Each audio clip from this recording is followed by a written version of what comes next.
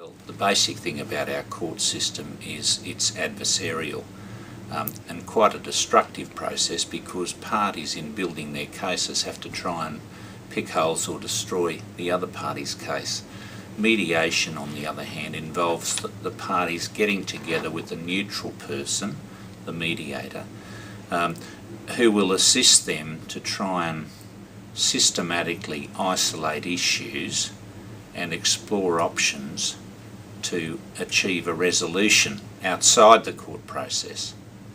And the great advantage of that is that if they are able to achieve a resolution at mediation, then there's a very significant saving in terms of court costs. There's also the avoidance of the stress and distress associated with litigation. Nobody really says that comes out of court saying they had a great time or they enjoyed it, because it's a destructive process, particularly where there are children involved and the parties have to then go on and co-parent. So the parties avoid the cost, avoid the stress, and they can get a solution that enables them to move on without the delays that are normally associated with the court process.